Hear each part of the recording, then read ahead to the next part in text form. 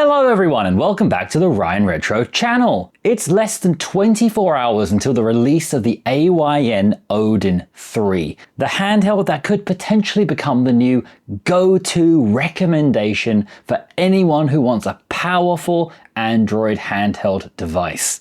And on paper, it looks perfect. If you've seen my channel before, you'll know that my favorite device is the Retroid Pocket 5. And if there was only one thing I'd like to change about the Retroid Pocket 5, I would change the position of the D-pad and the analog stick. I prefer the analog stick being at the top. I'm used to an Xbox layout and that's what I find comfortable to play with. And if you could let me change two things about the Retroid Pocket 5, I would also make these ergonomic bumps on the back a little bit bigger, just so they could fill out my grip a little bit better. The AYN Odin 3 has done both of those things. It has the analog stick up the top where I like it, the bumps look bigger and more comfy, the screen is upgraded from a 60Hz in the Retroid Pocket 5 to a 120Hz in the Odin 3, it's got a nice big 8000 mAh battery, it just looks perfect. But there is one thing that makes me a little bit worried, and I want to talk to you about it before it goes live and you spend your hard-earned money just in case you were not aware of this. And what's making me worried is their choice of chip, the Snapdragon 8 Elite, which again on paper is incredible. They show how much more powerful it is than the Odin 2's 8 Gen 2 processor. But the issue is, it just doesn't work out that way in all situations. I recently got a new phone that has that Snapdragon 8 Elite chip in it. And while it's very, very powerful, it has almost zero driver support. Turnip drivers can make the difference between a game simply not even opening, or it can fix glitches, bugs, and increase performance by quite a lot. So not having the option to use them here is a big deal. As of recording this video and as of the launch of the Odin 3, there is no officially documented plan for turnip driver support to come to the Snapdragon Elite. I've been searching all over the internet looking for any kind of indication we might get turnip drivers soon, and all I've run into is dead ends and people claiming that whoever make these drivers have zero interest in making them for the Elite.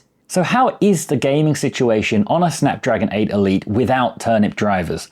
Well, I'm going to put my phone into this gaming grip to kind of simulate an Odin 3, and we're going to put it up against last generation's Odin 2 Portal with the Snapdragon 8 Gen 2 chip, and we're going to see what the differences are in high-end systems. They're both going to absolutely crush things like NES and PlayStation 1, but all of these systems I'm putting on the screen now make use of turnip drivers and can fix problems and increase performance. So on the Snapdragon 8 Elite, you have to assume that you cannot use the turnip drivers for any of these systems. It's going to be very much a what you see is what you get kind of situation, and if a game doesn't work properly, you're probably just stuck that way. So let's kick this off with one of the most popular games on this system, this one. Both games initially load up completely fine, but once I try to continue where I left off last time, both of them just quit me out of the game and back to the home screen. Now on the 8 Gen 2 processor, I can simply come into the game settings and I can use a turnip driver. We can download turnip drivers directly in the application. Gimchi's turnip driver resource on GitHub has an absolute wealth of turnip drivers available. We can scroll and scroll. There are 14 pages of drivers to choose from. There are also Mr. Purple drivers and various others we can pick from. So if a game crashes, we can simply just pick a turnip driver and load it up again. With the turnip driver chosen, the game launches up completely fine and is very, very nicely playable at a smooth 30 frames per second. The Snapdragon 8 Elite, on the other hand, cannot access turnip drivers, so I just can't play this game. We can try to find workarounds by looking through the internet. Here is an example by Max's Tech Review. This is a great video that shows how to get Tears of the Kingdom running on the Snapdragon 8 Elite. But this video involves finding an old modified version of Yuzu, compiling it from its source code, configuring it in a very specific way, and using save files to bypass problematic areas of the game so you can skip to where it becomes playable. Tears of the Kingdom's not the best example because it's also not really playable on this very easily either. But those are the kind of hoops I see a lot of people jumping through just to try to get games loading, where in most cases on the 8 Gen 2, you simply just need to pick a turnip driver and you're playing the game. So right now I have this game very playable on my 8 Gen 2 device, and I'm stuck not being able to play it at all on this one.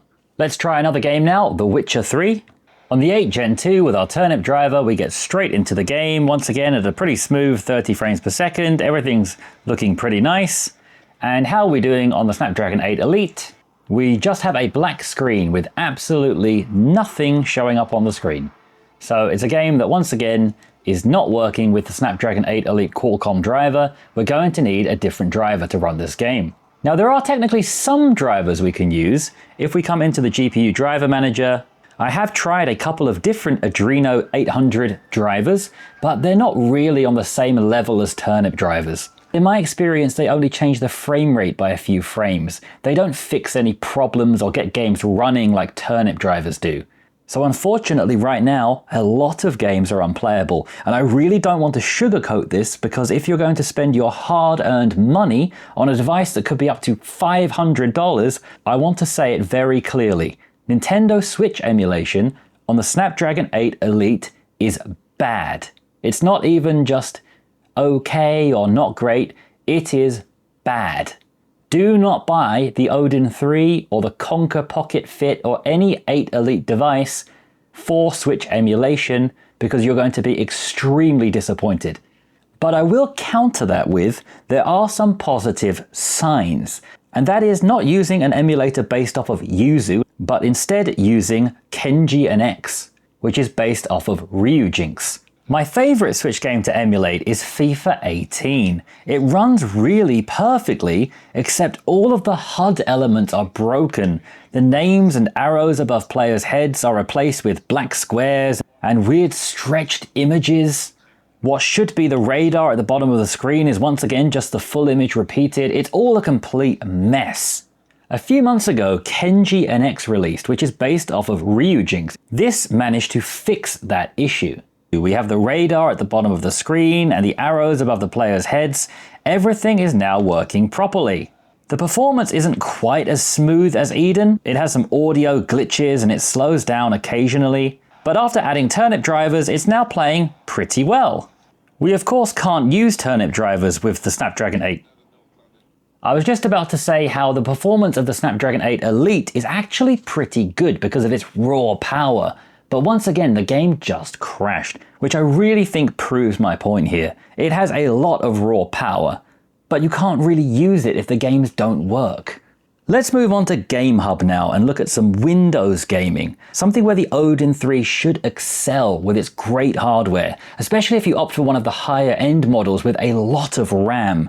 And for your reference, my phone has 12 GB of RAM, so it lines up pretty identically to the Pro variant of the Odin 3. I'd like to show you a comparison of Tomb Raider on these two devices now, and interestingly it was actually the Snapdragon 8 Elite which immediately opened the game, but it just crashes on the 8 Gen 2. If we come into the driver options on Game Hub, here we have a few Snapdragon 8 Elite drivers to pick from. We have the system driver, and then we have 1, 2, 3, 4, 5, 6, 7, 8, 9, 10, 11, 12 drivers we can pick between. Whereas if we have turnip driver support, this list just scrolls and scrolls and scrolls and scrolls a lot longer, so there's a lot more compatibility chance. I feel like I'm repeating myself a lot, but I really want to make this clear that with turnip driver support, you have a far greater chance of a game working. In this situation, this is the first one I've found that's not working on the 8 Gen 2 and is working on the Elite. But with all of these different choices available, I'm sure we could find something that would work well. While we are here, let's just jump into Tomb Raider and run the benchmark and see how well the Elite can handle it. The benchmark has finished with an average FPS of 30 frames per second and a minimum of 29.6. So it seems that we could play Tomb Raider very nicely on the Snapdragon 8 Elite, showing that it certainly has great potential if we can get more driver support for other systems. Elden Ring launches on the Odin 2 portal but plays very slow and laggy, somewhere between around 5 to 15 FPS.